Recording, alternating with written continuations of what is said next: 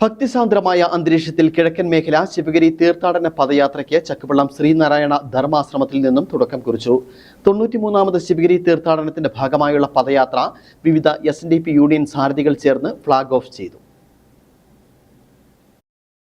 കിഴക്കൻ മേഖല ശിവഗിരി തീർത്ഥാടന പദയാത്രയോട് അനുബന്ധിച്ച് ചക്കുവള്ളം ശ്രീനാരായണ ധർമാശ്രമത്തിൽ പുലർച്ചെ 5:30 ഗുരുപൂജ, ശാന്തിഹവനം, പ്രാർത്ഥന എന്നിവ നടന്നു. തുടർന്ന് പദയാത്ര രഥം, ഗുരുദേവ റിക്ഷ എന്നിവ പൂജിച്ചു. വൈദിക ചടങ്ങുകൾക്ക് കാമാക്ഷി അന്നപൂർണേശ്വരി ഗുരുകുലം ആചാര്യൻ സുരേഷ് തന്ത്രികൾ നേതൃത്വം നൽകി. തുടർന്ന് മലനാട് SNDP union president Biju Madhavan, Nedumkandam union പ്രതിനിധി KN തങ്കപ്പൻ, പീരുമേട് യൂണിയൻ പ്രതിനിധി സന്തോഷ്, ഡോക്ടർ ജിനു ചെമ്പൻകുളം, ഗ്രാമപഞ്ചായത്ത് അംഗം ബാബു കോട്ടയ്ക്കൽ തുടങ്ങിയവർ പദയാത്രയ്ക്ക് ആശംസകൾ നേർന്നു. ഗുരുവിന് നൽകാൻ പറ്റുന്ന ഏറ്റവും വലിയ വഴിപാടും ഏറ്റവും വലിയ ഗുരുപൂജയും സമസ്ത മേഖലയിലും ഗുരു പരാമർശിച്ച വിഷയങ്ങൾ ഒരു വ്യക്തിക്ക് ജീവിതത്തിൽ ഏത് മേഖലയിലും ഉയരാൻ സാധ്യമാകുന്ന നിർദ്ദേശങ്ങൾ പഠിക്കുക എന്നുള്ളതാണ്.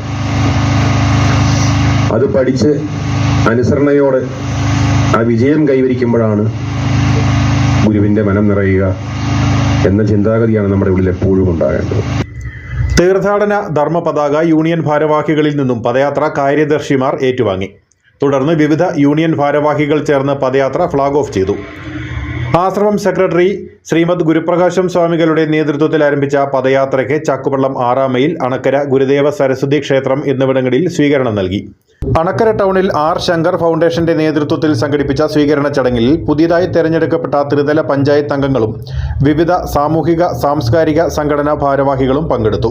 തുടർന്ന് അണക്കര ടൗണിലൂടെ പദയാത്ര പുറ്റടി, വെള്ളിമല, ആമയാർ, ചേറ്റുകുഴി എന്നിവിടങ്ങളിലൂടെ പോത്തിൻകണ്ടം ശാഖായോഗത്തിലെത്തിയാണ് 1ാം ദിവസത്തെ വിശ്രമം.